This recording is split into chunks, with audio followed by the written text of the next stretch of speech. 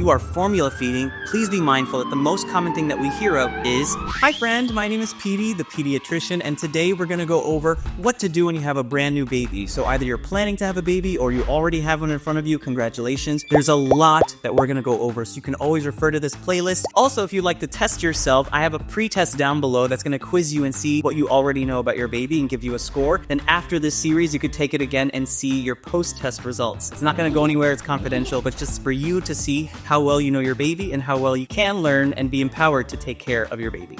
Let's get started.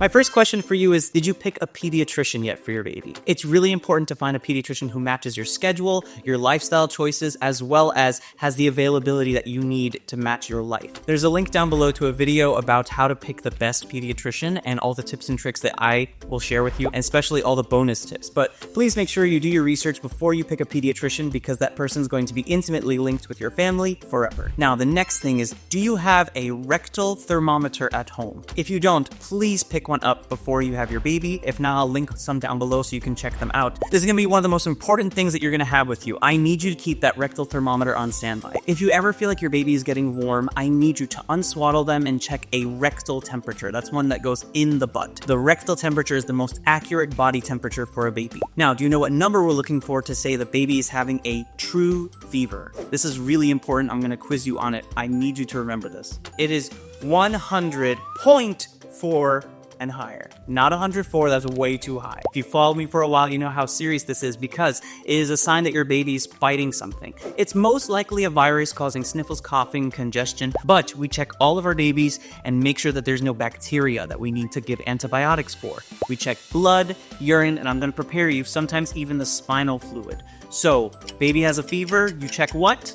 Rectal temperature. And how high are we looking? Exactly 100.4 or higher. That's a true fever. You can call your pediatrician. I invite you to. I'm going to save you a phone call. They're going to tell you your baby has to be rushed to the nearest emergency department, again, to check that they are safe. This is going to be the case until your child turns 2 months old, when they get their first set of vaccines from the pediatrician. But up until then, we need to make sure that they are safe, because they are still building their immunity. So every fever, we take it seriously. Are you planning to breastfeed or formula feed your baby?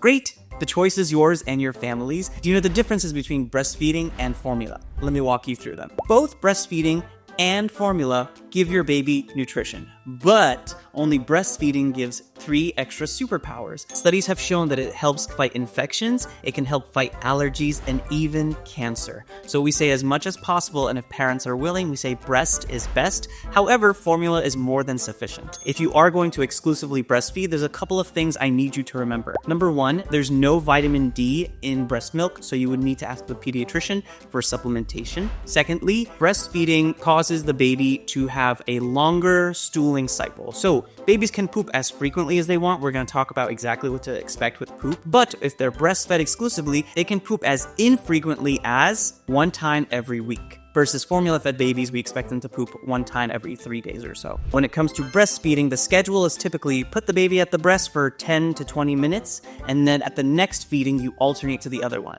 And you should be alternating every 2 to 3 hours. Your baby's gonna be sleeping a lot, up to 18 hours a day. We're gonna talk about sleep later, but up to 18 hours a day, and you have to interrupt their sleep with feeding. Either they wake up on their own and show you hunger cues, or you have to wake them up. If you try to wake them up at the 2-hour mark and they don't wanna feed, try again at the 3-hour mark. But if your baby does not wake up at the 3-hour mark, you absolutely must feed them by the 4-hour mark.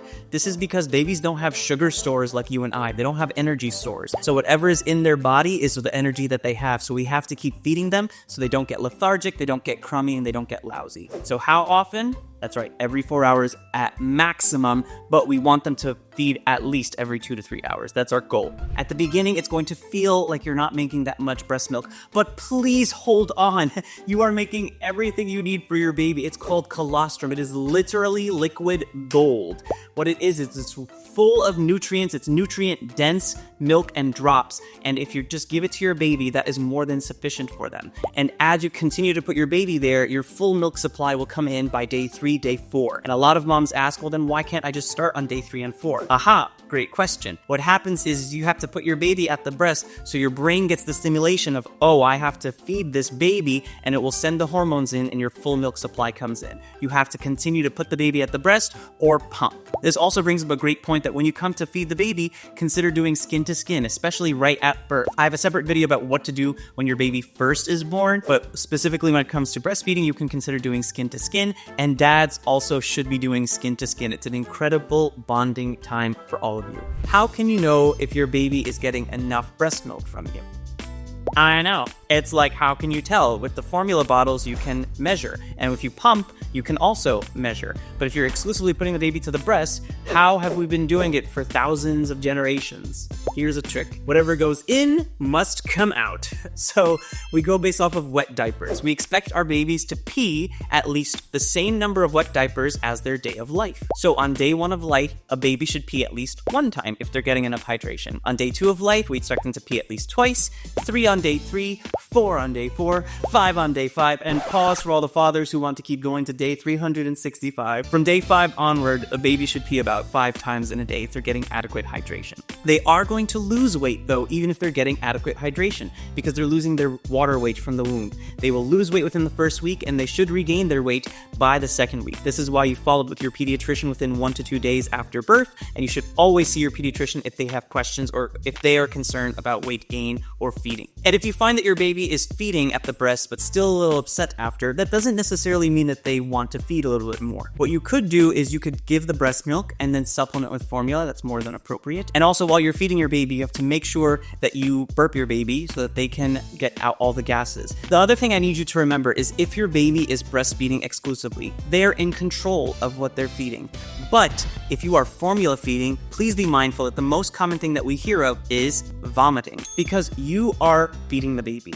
That bottle is gravity dependent, so the baby will continue to take because the suckle that they have is a reflex. They will continue to suckle. You could put your little pinky in their mouth and they will suckle on your pinky. It's a reflex. So as long as the bottle is touching their mouth, they'll continue to feed, so they will overfeed and potentially vomit. You need to be very mindful of how much your baby is feeding. Right now, their stomach is the size of a cherry. By day 3, it's going to be the size of a walnut. By week 1, it's the size of an apricot. And by month 1, it's the size of an egg. So the more that you feed them, the more that they're going to grow and the more they're going to need more. But at the beginning, they do not need that full bottle. Formula companies have gotten really smart to make you think that either you're supposed to produce this much milk and so moms feel inadequate or insufficient, or they think the baby's supposed to feed that much and the baby spits up or vomits. And this next part is so important because I want to make sure we're on the same page with language that we're using. There's a difference between spitting up and vomiting. Spitting up is if the baby has a little food that just trickles out of the mouth. That is normal. But vomiting is when it flies out of the mouth. That is not normal, and your pediatrician should find out about it.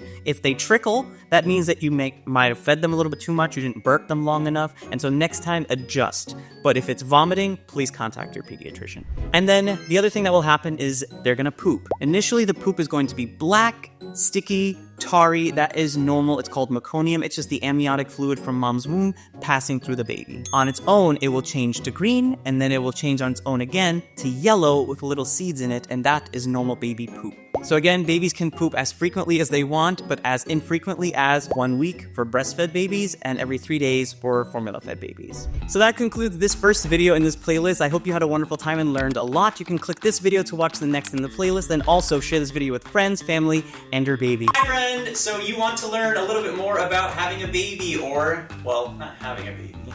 You should know how to do that.